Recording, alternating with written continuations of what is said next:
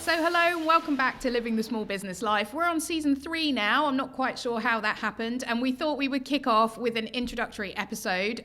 So Ben and I are going to have a chat about how 2024 ended and what's coming up in 2025. And we'll look ahead at some of the guests that we've got coming up as well. So Ben, over to you. You've got some of the topics and questions for today. Yeah, I mean, I think probably be good to do a bit of a wrap up of 2024 and how maybe our own individual businesses sort of ended, highs, lows. Yeah. And then we can We're talking ended at the end of 2024, not like ended, like no one's got Yeah. big news. Of course. And then we can look forward to maybe 2025, maybe what our plans are in our individual businesses. And then I think we wanted to discuss a bit about customer retention as well, because that's something we haven't covered before really on the podcast. Yeah, excellent. Ben, do you want to kick off? How was the end of 2024? Yeah, strange. I think there's a lot of nervousness around businesses making decisions on committing to, certain aspects or committing to funding certain projects. And I definitely think that towards the end of the year, after the election, you could see businesses were just holding off making decisions on projects. I don't know whether you experienced the same, Ben. I know we had a couple of joint customers that we were waiting for projects to be signed off, and it just seems there's a lot of uncertainty in the marketplace at the moment, especially with small businesses that don't want to commit to stuff. And I think we're in the same boat. We've got projects that we're potentially looking at that we've not necessarily forged forward with, just simply based on the fact you're just not so sure what everyone's doing. It just seems like it's a bit of an uncertain time at the moment, which is difficult, especially when you need to trade. I think hesitation is the key word there, really, isn't it? Just everyone's 100%. Sort of taking a little bit longer. What I've found is that the decision-making processes, there seems to be more people involved. Before you used to see a director of a business and they had full autonomy, if that's the right word, to get things signed off and get things moving. Now they want to check it in with 2 or 3 other directors, and really sort of analyse it before they make a decision. I think it's just making that decision-making process much longer. Yeah. It's definitely something that I've seen. Yeah, and I agree. And I also think like that hesitancy as well.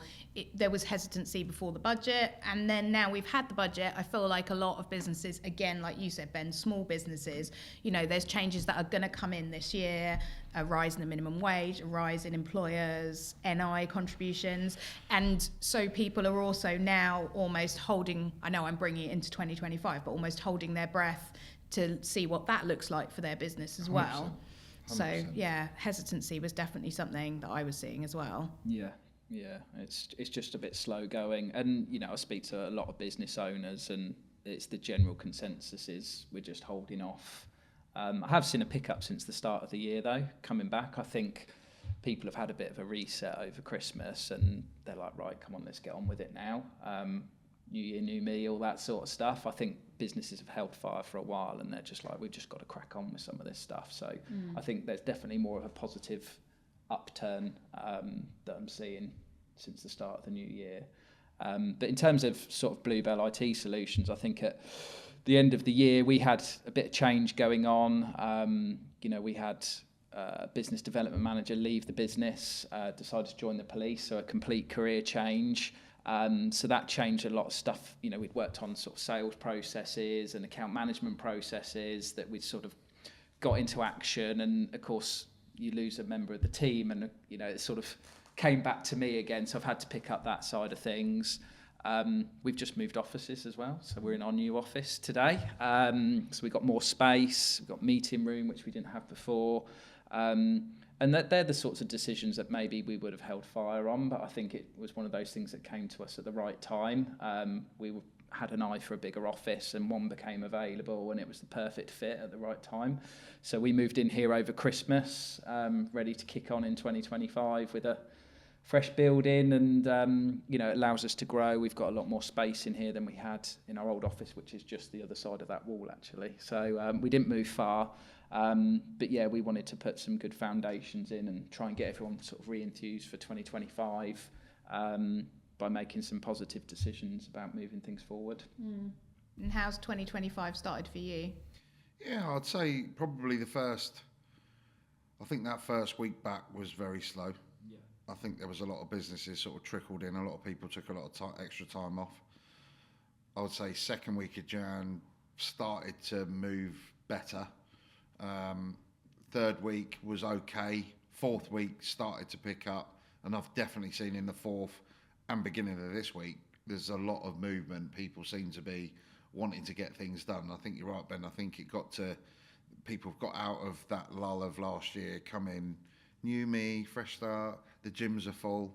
Loads of new trainers. Oh, that's a big one for you, isn't it? You just want everybody to get rid of their New Year's resolutions, so the gym is not as full. Yeah, it's just a bit quieter. Quieting down now. It's starting to quieten down. But I think that's the same. I think, like yourself, Ben, when we made the decision on taking this pace, it was like, come on, let's start a new year with a bit of positivity rather than another year. Let's see how we go. Let's see how it works out. Let's just stay stagnant. Because it's like, I feel that businesses are like water. If you leave a cup of water and leave it to all the elements and don't do anything with it and don't stir it and filter it and, leave it there, it just becomes a nasty, soggy mess and stinks. And that's the same with a business, I think. If you just stay stagnant all the time, don't make changes, don't bring staff in, don't train them, don't recruit them, don't keep your office up to date, don't change things, I think you can very quickly stagnate. And I think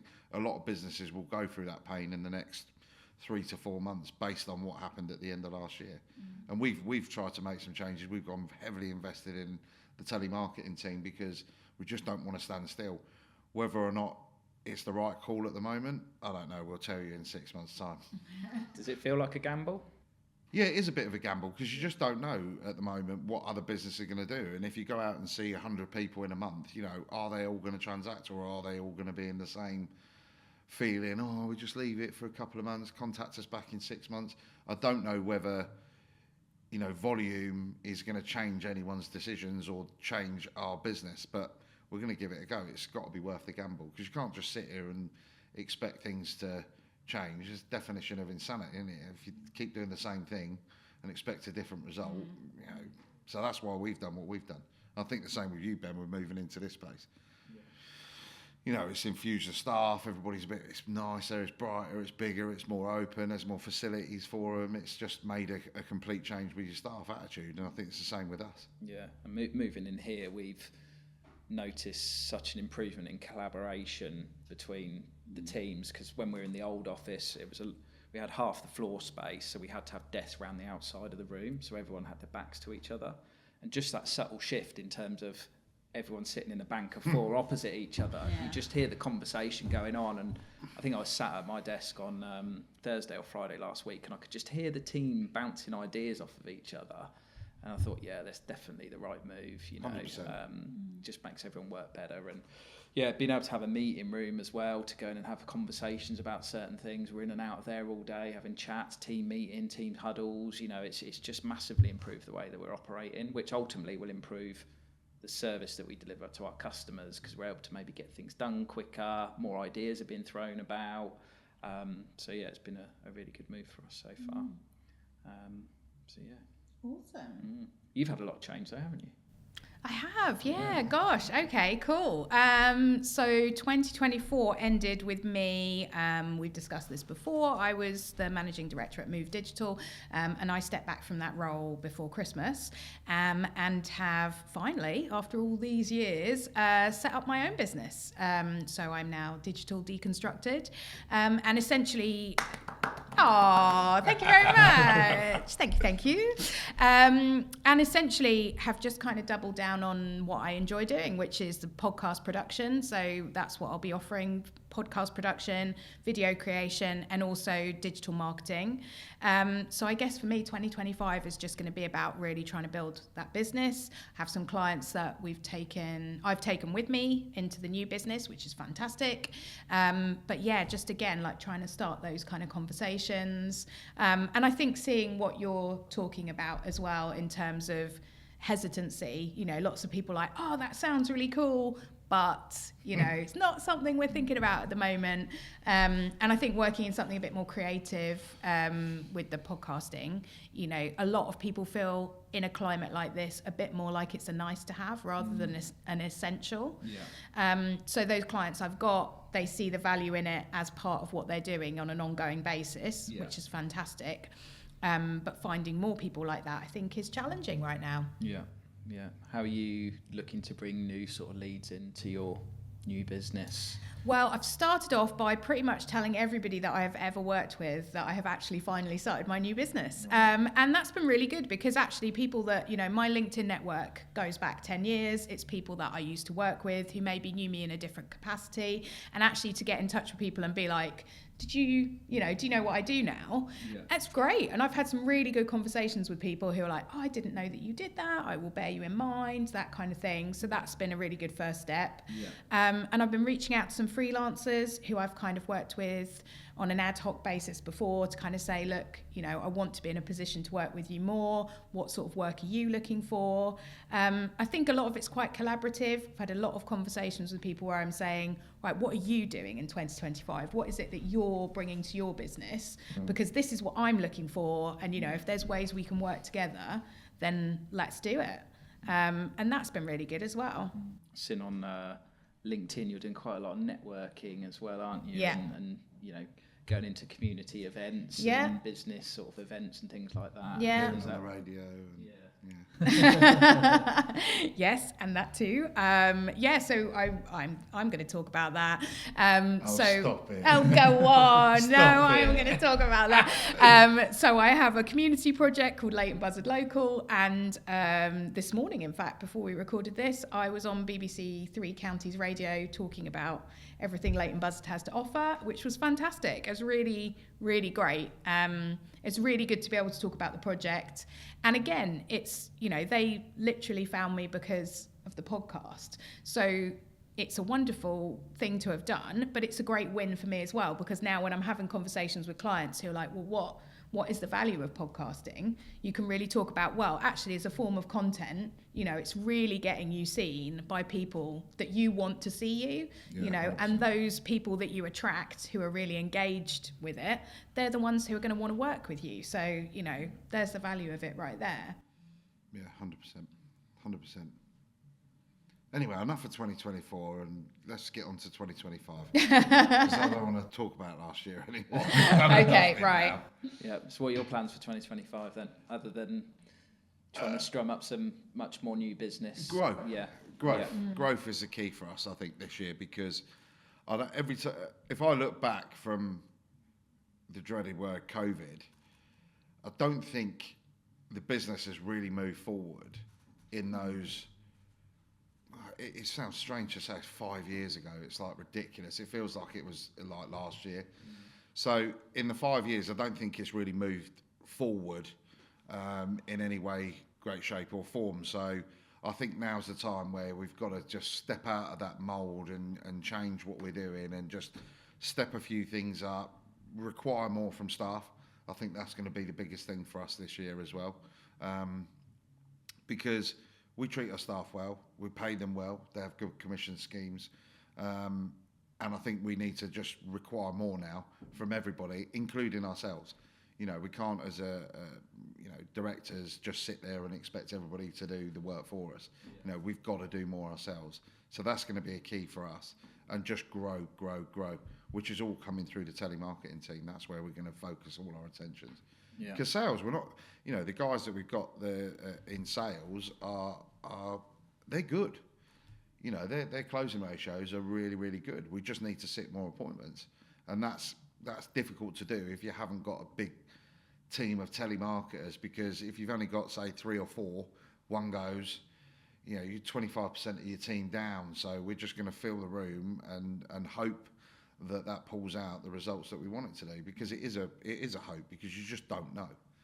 Because businesses are not hesitant. We just don't know what's going to happen in the next 3 to 6 months, let alone 12 months. So we're just going to go for it. It's literally just going to go for it now. Yeah, exactly. Or otherwise, you're just going to become that stagnant cup of water, aren't you? And just sit there and just become smelly and horrible that nobody wants to touch. That's the reality. Do you have? Is it a suck it and see, or is there a bit of strategy around that? No, we've invested heavily into the CRM, the data that we're holding, how we're managing that data. So it's not just a case of throwing bums on seats and expecting them to make tons of calls. We've changed from a technology point of view. We've completely revolutionised what they're doing. So not only have we introduced all the staff, we've totally changed the way that they used to operate from last year as of the 1st of January. Are we seeing results off the back of that yet? I don't know. It's too early to tell, because with data, you need to work it, you need to manage it. It's a constant process. It's an evolution that needs to take place, and we've completely changed what we were doing. So there is some strategy behind it. Yeah. And what would you want the end of the year to look like? What would make it successful?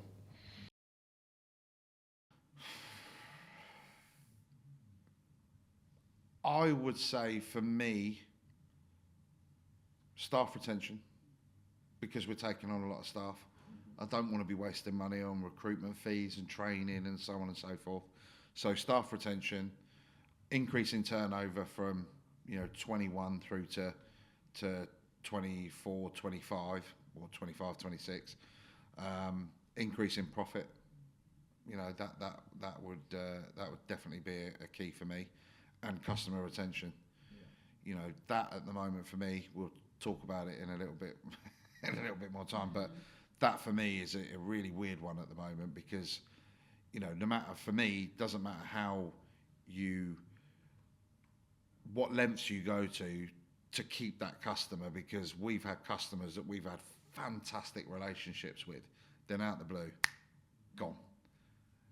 And then you're asking them, what have we done wrong? Oh, you haven't done anything wrong. Okay. So why are you leaving then? Oh, the managing director or this person or that person wants to go onto this new system or whatever it may be. Okay, but what's it doing different to what you had before?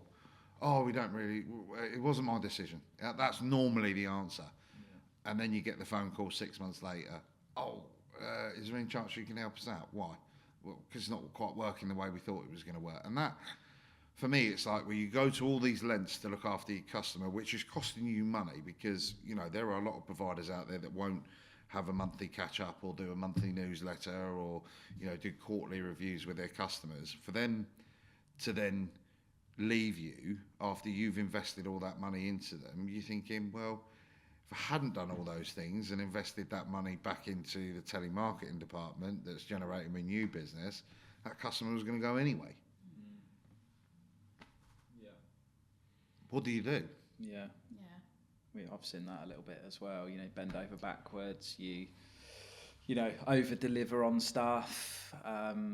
Spend extra time in terms of project days or doing stuff out of hours to get things completed. And then you come up for a renewal, and normally I think a lot of it is based on price at the moment, where I think businesses are. Value used to be looked at the service you're providing, and people were always willing to pay a bit extra. Not to say that we're any more expensive, but they could see the value in the service you were providing. They don't undervalue your product and the service that you're offering. Yeah. Just because you're more expensive than somebody else, yeah. You've got to make money. It doesn't. You're here to make money. And yeah.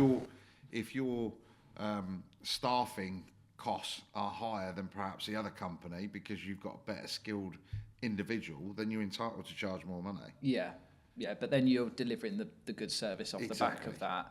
And I think some businesses used to see value in terms of the service you're providing. I think lots of businesses are looking at their P&L effectively and going, I need to reduce some cost here, and maybe going for cheap alternatives, but then maybe not getting the service. Correct. It's something that we've come across a little bit anyway. What about your plans for 25 then? I mean, I know you've gone out on your own. Have you got where you want to be at the end of the year? Well, I definitely want to get established. So I kind of want to turn some of those conversations into either projects or, collaborations, really make sure that kind of people, know what I do, that I'm a recognised name for what I do as well. So I think that's going to be mainly the focus. And I think to start off with, I'm hoping that will also kind of bring in enough projects this year to get me going. In terms of, I don't really have a sort of level of business that I'm aiming for, but I feel like this is how I want to run my business. So I think that's my main focus, getting established. And again, around, what you're saying around kind of customer, not just acquisition, but retention, those customers, those clients that I'm working with, I want to make sure that I'm still working with them at the end of this year. If I want to bring in additional business, I don't want to be changing one for the other. So that's going to be a focus for me as well, definitely. Yeah, I think we're looking at, for a big thing for us this year is new customer acquisition. We've got a great customer base, but adding new clients is something that we've struggled with probably over the last 18 months. We really want to be bringing on a couple of new customers a month, and some months we'll do that, but then there might be a month where we don't bring on any new customers. So it's really about getting out there more, up in the marketing. We're actually bringing in a telemarketer as well. Actually started with us yesterday. Just getting our name out there, doing more stuff on LinkedIn, maybe look at some networking events, more stuff around the website, Google Ads potentially, just trying to get our name out there as much as possible. I think when we do speak to a prospect or a lead, generally we're pretty successful once we can get in front of people. I just think we're not getting in front of enough people. So probably similar to where you're at, really, exactly. So we're sort of looking at all of that at the moment. It's not easy running a business. No, it definitely isn't. It's not easy running a business. No, and it's easy to sort of flip-flop between different things as well, isn't it? We really sort of focused on account management last year and really got that sort of firing on all cylinders and having regular business reviews with our clients and things, but then we sort of dropped the ball on bringing in new customers, and we need that balance of both. But yeah, of course, the more new business you're bringing on, then you can look at additional hires to account managers or additional operation staff from the support team and things like that. So, similar journey really. What we want to go on this year is just to grow, increase turnover, increase profit, increase headcount. Customer retention is already really high, but bring in some new customers because that will keep everything trickling along. So that's what we're looking to do.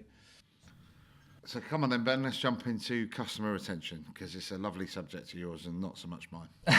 Well, you, funnily enough, mentioned it as part of your plan for this year, is customer retention. It's about thinking about it. It's not necessarily... So I think there's a huge way up between investing in that customer retention with account managers and so on and so forth and the regular contact versus what you're actually going to lose at the end of a customer's term in contract. So our industry is a little bit different than yours, Ben. So ours is quite a quick moving, fast-paced environment, whereas yours, for your customer to leave you, is a lot more difficult than it is for them to leave us, as it were. And I think you're right. I think a lot of customers over the next, or potential clients or clients you have got over the next 12 to 18 months will be swayed by cost. And I think you're right. I think the service element of it and the product will fall by the wayside. And I think that's my opinion. I don't know whether that's going to be right or not, but I certainly have looked at some of the suppliers we've got for certain products and services thinking, can I get that cheaper anywhere else? Yeah. So if I'm thinking that, then surely other businesses are thinking that. And some of these suppliers that we've had have been supplied, they've supplied us from the get-go. So it's over 7 years. So you're thinking, do I really, is there any loyalty to these individuals? I don't know. I don't know. Yeah.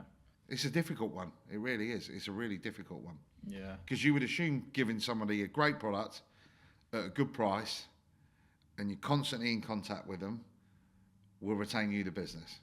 but that's not necessarily the case at the moment. I don't think, anyway. I think often it's not the case generally. So I definitely used to find with our digital marketing clients for Move, there's a natural kind of cycle to customers as well. And a lot of the time, and I know, people do it's us, it's not you, we're going to try something different or whatever it is. And sometimes they mean that and sometimes they don't mean that.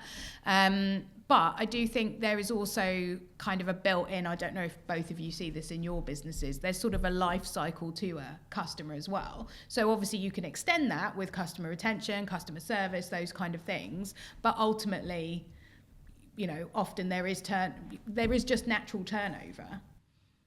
Yeah, and I think you touched on it earlier as well around relationships. So, we've had it where, we've got a great relationship with the operations director of a big business and we've done great work for 5 years, and then all of a sudden they leave, someone new comes in and they've worked with this other company for 10, 15 years before, and because they've got that long-standing relationship and there's that trust element there, even though you've developed a lot of trust with that individual that's left the business, they're happy to just move elsewhere. So it's not a sort of result of the work that you're doing, it's just a long-standing relationship. And providing great service as well, Ben, doesn't necessarily guarantee you that you're going to get all the business. Yeah. We've got one joint customer who we're providing a set of products to. You're covering their whole infrastructure. There was one more element of their business that we needed to acquire, which we thought was pretty much in the bag. It was a done deal, and we've had nothing but praise from that particular business. And then out of the blue, oh no, we've gone with someone else. It's like, what? You've literally, your whole infrastructure is covered by the 2 Bluebells. You've done nothing but praise us. Oh yeah, same like you said. Oh yeah, it's not you. Didn't want all our eggs in one basket. Well, you've pretty much that egg that you've got, the other egg that you've got sat out here is pretty irrelevant to all of the infrastructure that we've put in. So it's like a small part of it. It doesn't make any sense, and that's why I'm torn between, do you go out of your way to keep that customer, or do you just provide a good level of service that, a reasonable price, and just continue to do that without going above and beyond? And if a customer naturally just goes, they naturally go. You're not going to keep everyone, are you? Let's be honest. Doesn't matter how good a job you do, because you could look after someone for 4 years and then something goes wrong that one time, and that's just at the wrong point. They're 6 months towards their end of their contract. That one thing that goes wrong that might not be your fault is that sour grape in the mouth, isn't it? And that's all that person is going to remember. Absolutely. And I think, you're talking about levels of customer service and then kind of customer retention. I think I've always approached it as, I want to give that level of customer service to all clients. So, we've all 3 of us mentioned your monthly reports, quarterly client reviews, contacts, things like that. Always striving to do that with regular customers to make sure that they know what they're getting, they know what value is, what are we providing, what's it actually doing for their business, and keeping in touch about things like, is this still fulfilling the need that you had at the beginning of the contract? And I think for me, the thing around customer retention is, when it naturally happens, or if something goes wrong, one of 2 things is going to happen. Your customer service is going to kick in and it will be okay. Or if for whatever reason you part ways, especially again with Move as a digital agency, we would have access to people's Google accounts, to their Google ads, things like that. And I always used to say the same thing to customers who were leaving. I'm not going to make this difficult for you. If you have decided you want to go in a different direction, that's fine. Let me know. Put me in touch with this person. I will make sure they've got access. I'll make sure the transition goes well, because I feel like, well, that's part of the customer service I've been giving you all this time. If you want to run past me, or we're thinking of doing it differently, this agency is going to give us this instead. I'm happy to have a conversation about, could we offer that? How could we offer that? Or if it is something that you're going to do anyway, well, let's make it happen, because then, like you say, 6 months down the road, if it turns out not to be the right thing, I don't want them thinking, oh, good, and then they just torched everything on the way back. I want them to think, oh, yeah, okay, well, let's go and have another conversation, because actually, doors always open. Grass isn't always greener, is No, you're right. You're right. Yeah. Well, of course, we think that's all our businesses, and our businesses are the best. But You've got quite a high retention rate, Yeah. but you have lost customers who you thought were. Yeah, I think in terms of, I mean, we didn't lose any customers for a long time. The ones that we have lost, we had one that just stopped paying us. They literally, we couldn't contact them, and they just, monthly direct debit kept bouncing, and tried to make contact with them. Is everything okay? Anything we can help with? Didn't engage with us at all. So that was one. We had another business that we worked with that went into administration. So again, they're not generally through our own fault. We've lost customers through their own circumstances. So that in fact we've lost one this year at the beginning of the year. Quite a small client. They're in recruitment. They're really struggling at the moment, and again, cost has become a thing to them. And we've looked at ways to reduce that for them, and did a lot of work on that for them as well, to reduce those monthly costs. But they just decided that they needed something a little bit different. Rather than a big IT function that we've got, they just needed more that sort of smaller, sort of one-man band type thing that they could just call when they needed. So that was them taking a different direction as well. But we haven't actually lost a customer through bad service or a major incident that has resulted in big downtime for the company and cost them money and things like that. So generally I find that our customer service is really good, and the guys do a really good job. But yeah, it's there's a few that have inquired about maybe when's our contract up for renewal. Maybe they're shopping around. I don't know. But we just have to manage that, I suppose. I mean, one thing I would say in terms of, I think it's harder to bring in on a new customer than it is to keep an existing customer happy. I don't know if you'd agree with that. Yeah, I would agree with that. Yeah. I'd agree with that. Yeah, it's definitely harder to attract a customer than it is to keep. Yeah. The problem is what lengths do you go to keep that customer? Yeah. We've had, I can get it cheaper, and you start looking at the margins and you're thinking, hang on a second, we've got to make a profit. You cannot do a deal where you're not making a profit. Yeah. And people are saying, I can get it for this price, and it's like, well, how long are they going to last? They physically cannot be providing that service. There's got to be a catch, and we know in our industry there are lots of catches, there are lots of hidden charges that creep up through contracts and so on and so forth. So yeah, it's a fine balance. It is a fine balance. I think it is industry dependent. I mean, you can transact a new customer quite quickly. Yeah, you can. Fine with our sales cycle. I mean, it could take me up to 12 months to go from fully on board. Cold to sold, if that's what you want to say. Like that, Ben. Cold to sold. And it's about education, frequent touch points. There's usually other contracts, products and services. You've got to do a bit of an overhaul. You've got to do an audit. Demonstrate ways you can improve things, and not until that point that you've done all of that are they gonna let's do it. So I feel from our side, and again that was the focus last year, is all around account management, reporting, sitting down with customers regularly, but we didn't focus on new business, which we need to do this year if we want to grow. So but yeah, I think in terms of sort of long-term relationships as well, I mean, do you have any strategies in place in either of your businesses for? Yeah, so we have strategies in place for our existing customers that go through a life cycle. Yeah. So they get contacted at certain points during their contracts.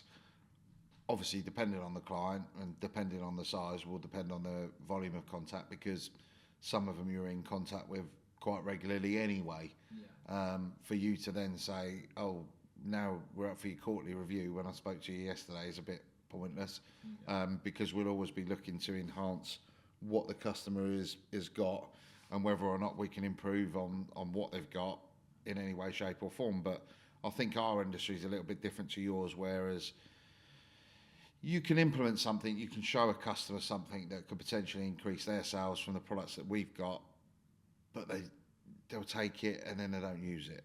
And then someone will come in afterwards and go, what are you paying this for? oh, I didn't know. And time is such a strange thing, because you can have a conversation with a customer 12 months ago about a particular product. Yes, I want to go for that. They don't implement it properly. We'll keep contacting them to say, you need to use it. Oh, yeah. We'll get round to it. And we've both had a customer in a similar situation where we said, come on, you need to do this. They don't do it. And then something goes wrong. And it's like, oh, it's your fault.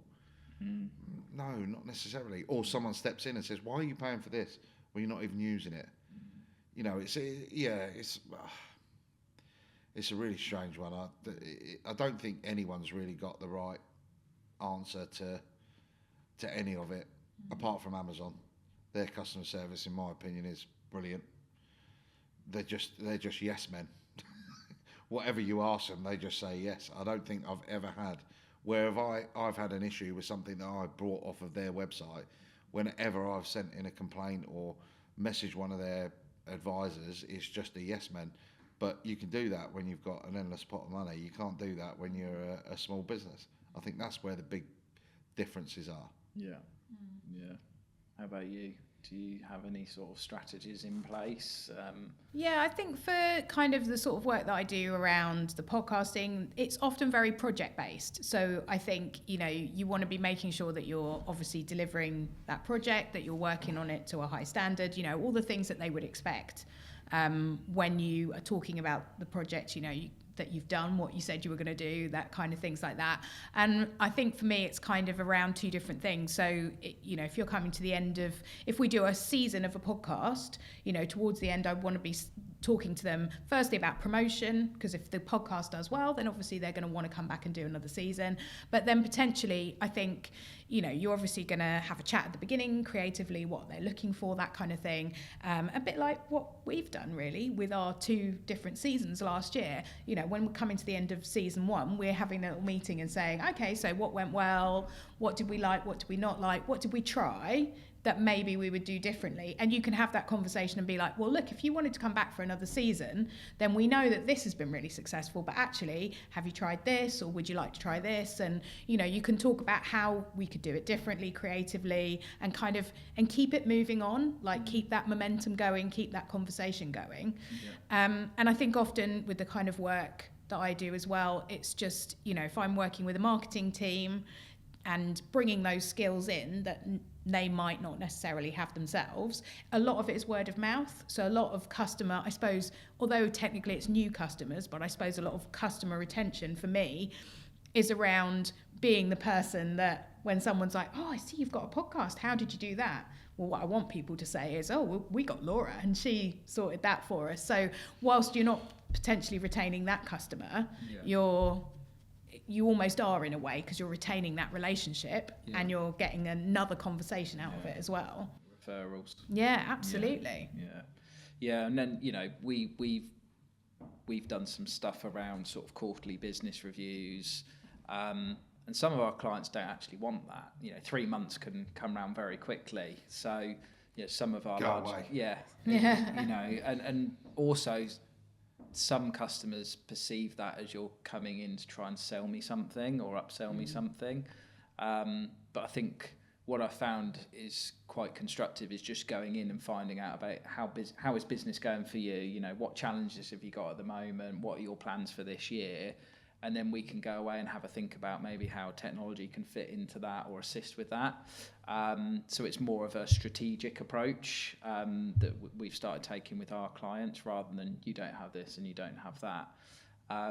We actually did one thing last year where we rolled out a cybersecurity package to our clients, and because we've got quite a big handful of clients now, we couldn't have those individual conversations with all those businesses, so we actually used our CRM to send communications out, and we actually had some feedback on that saying, oh, we wish you'd have, rather than send this sort of email about this service and you recommend us having it and these are the reasons for it, they said we'd rather you to come in at account review and discussed it with us and why we needed it.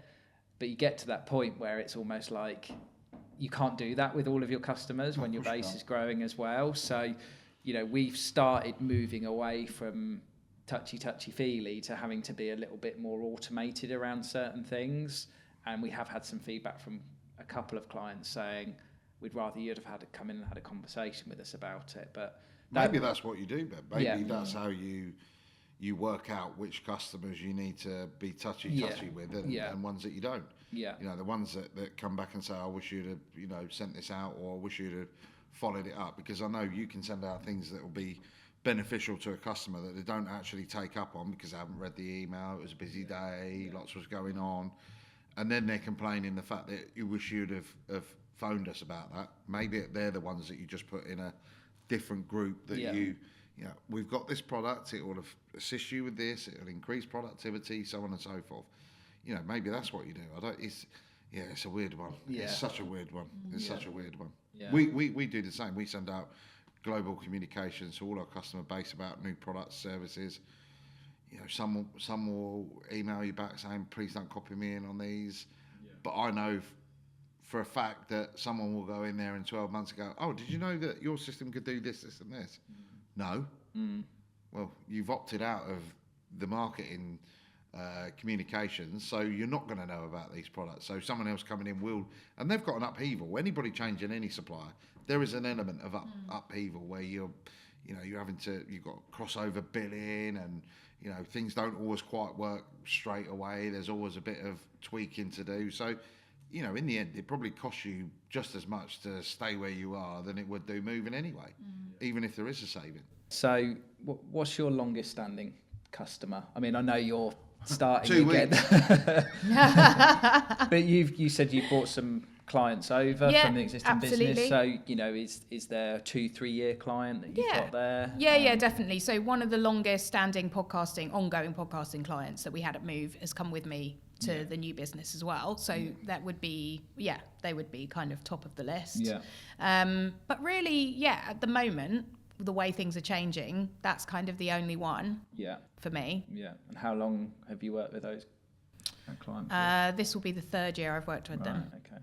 Yeah. And you've been able to bring them across as well. So, you know, in terms absolutely. of customer retention, you couldn't get much better than that, really. Yeah, definitely. No, it's been a big win for me. So so I'm quite excited to keep, it's such a great project and I'm really excited to keep working on it. And I think, you know, it teaches me a lot in terms of when I'm looking for people who want to do something, you know, do the podcasting on an ongoing basis.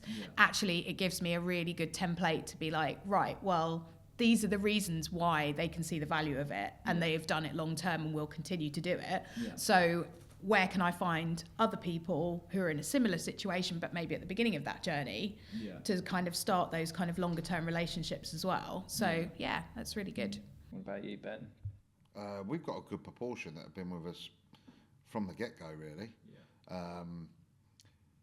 But the relationships with those customers are not necessarily business-to-business relationships now. They've formed more into personal relationships with business owners that we're in constant contact with, you know, just on a normal weekly basis anyway. So, and those ones are also respectful of the service that you can offer them, so they're not interested if someone comes in and says, well, you do know we can get this £200 a month cheaper. They're not interested because they know they can pick up the phone any time of the day, ask for something, and it will be delivered on. So you know, but not everyone's going to be like that. So you know, you just take the wins where you can take the wins. I think that's the key. Do they get a different level of service to everybody else if there's more personal relationships? Perhaps, but that's formed from having the personal relationships with them. I don't think that's, you know, that's just happened, natural evolution of working with somebody, and you know, I've looked at their industry, and then you've had conversations outside of, let's say, your normal, you know, we're your supplier and you're the customer conversation. So it's turned into a more, you know, friendship than it has a workship, let's say. Yeah, no, we've still got our first ever client. It's nearly 6 years in now, and well, actually, it was you. Actually, we were the first customer. Yeah, you were our first customer, I remember visiting you in Newport Pagnell when you all cramped to that little office, and we like come out with this signed bit of paper, and it was like, oh my god, we've got a customer. But no, I mean our first sort of other customer after what that. What he's trying to say is proper customer. Proper He's customer. Proper customer. We Yeah. pay the bills, you know. What would you say? Is there a cost to losing a customer? I think it depends how that relationship ends.